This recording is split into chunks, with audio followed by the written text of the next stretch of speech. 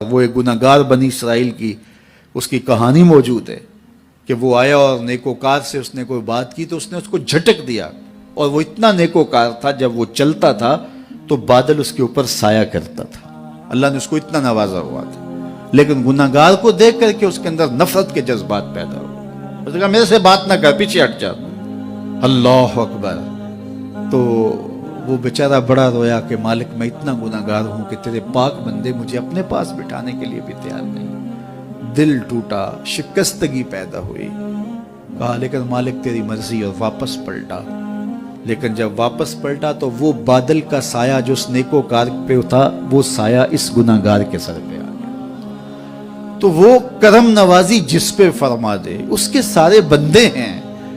تو اللہ کو جو ہے وہ تکبر کی نیکی نہیں، وہ گناہ جس کے بعد عجز پیدا ہو، اللہ کو وہ پسند ہے۔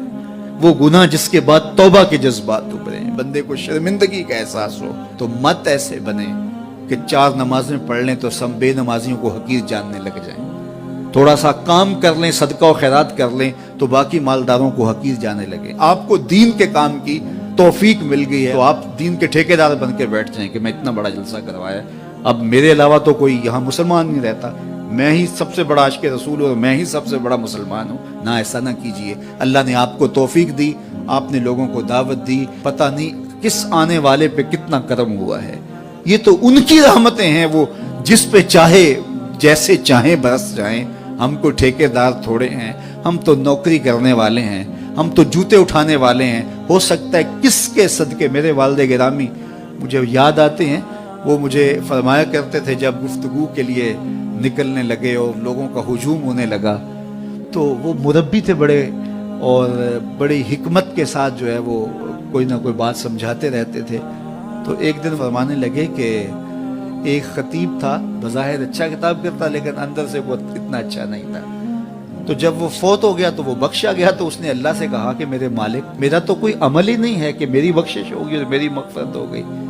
تو فرمایا کہ ہاں ہم تجھے جانتے ہیں، لیکن ایک دن تو کہیں واز کر رہا تھا، میرا ایک بندہ بیٹھا تھا، اس کو پسند آ گیا، میں نے اس کے صدقے تیری مغفرت فرمائی۔ اٹھ فریدا ستیا تے میلا ویکھن جا، اٹھ فریدا ستیا تے میلا ویکھن جا، وت کوئی بخشیا مل جاوے تے تو ہی بخشیا جا۔ تو پتہ نہیں کس کے صدقے سے اللہ رحمتوں کا نزول فرماتا ہے۔ بے عمل کو دیکھ کر کے اس سے نفرت نہیں ہے، نفرت تو گناہ سے ہے، گناہگار سے نہیں ہے، لیکن کوشش کی جائے کہ یہ عمل بد چھوڑ دے۔ اللہ اکبر۔ ایک جنازہ گزرا اور وہ جنازہ کسی غیر مسلم کا تھا، تو چشمان رحمت میں آنسو آ گئے۔ تو صحابہ نے پوچھا کہ حضور یہ یہودی ہے یا عیسائی ہے؟ کوئی اس کا جو مذہب تھا وہ بتایا۔ تو فرمایا کہ مجھے اس بات پہ افسوس آیا کہ یہ اسلام نہیں لا سکا اور کفر کی حالت میں مر گیا، تو اگر یہ اسلام لاتا اور جو ہے وہ جنت کی راہوں کا مسافر ہوتا تو کتنا اچھا۔ یہ اس کے ساتھ بھی ہمدردی ہے۔ تو اللہ کی مخلوق، یہ جنت کے اکیلے ٹھیکیدار بننے کی کوشش نہ کریں کہ میرے علاوہ کوئی جائے ہی نہ، جنت کے دروازے پہ میں بیٹھ جاؤں گا کسی کو، یہ زیادتی ہے۔ میرے تو اعلیٰ حضرت نے یہ کہا تھا، ایک میرا ہی رحمت پہ دعویٰ نہیں، شاہ کی ساری امت پہ لاکھوں سلام۔ تو اس لیے امت سازی کی ایک تو کوشش کریے، اپنے اندر باہمی چھوٹے چھوٹے نزاع اختلاف، یہ انسانی فطرت ہے، انسان کے اندر طبائع کے اندر اختلاف ہے، ترجیحات کے اندر جو ہے وہ اختلاف ہے، اپنے اپنے مزاج کے اندر تفاوت ہوتا ہے۔ تو ایسا نہ ہو کہ چھوٹی چھوٹی باتوں سے آپ جو ہے وہ امت کو پھاڑ چیر کے رکھ دیں، نہیں، بلکہ امت کا جو تصور ہے اس کو قائم رہنا چاہیے۔ تو گناہ کے بعد جب انسان کے اندر ندامت کا اظہار ہوتا ہے، وہ جو آنسو ٹپکتے ہیں، بندہ اپنے آپ کو چھوٹا سمجھتا ہے، میں اتنا گناہگار، میں پاپی، میں مجرم، میں میلا اتھرو، جب وہ اپنے آپ کو دیکھتا ہے کہ میں اتنا برا شخص ہوں، تو پھر اللہ کی رحمتیں اس کے اوپر متوجہ ہوتی ہیں۔ تو اس کو پسند ہے کہ جب بندے اس کے حضور عاجزی کرتے ہیں، اس کے حضور معافی مانگتے ہیں، تو مت کسی کو حقیر جاننا کہ یہ گناہگار ہے، نہ جانے اس کا انجام کیا ہو۔ کتنے گناہگار ان کا آخر اچھا ہو جاتا ہے، کتنے نیکوکار ان کا آخر اچھا نہیں ہوتا۔ انما الاعمال بالخواتیم، وہ تھی تو فاحشہ عورت لیکن ایک کام کیا کہ ایک کتے کو پانی پلا دیا، اپنے دوپٹے سے جوتا باندھ کر کنویں میں لٹکایا اور اس کو پانی پلا دیا۔ حدیث پاک میں آتا ہے اللہ اس کے صدقے سے اس کی خطائیں معاف فرما دی۔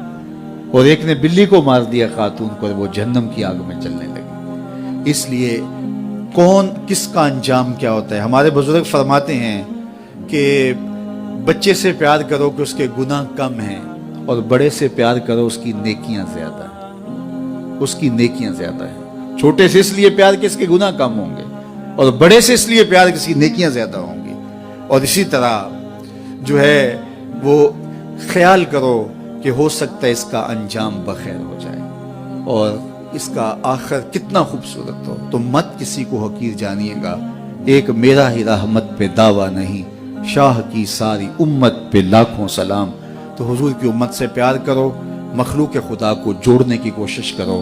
اور آقا کریم علیہ الصلوۃ والسلام نے یہ جو امت کا تصور دیا اور کہاں کہاں سے لا کے کہاں کہاں کے افراد کو ایک گروہ میں، ایک جماعت میں اور ایک امت کے اندر پرویا، ایک لڑی کے اندر پرویا۔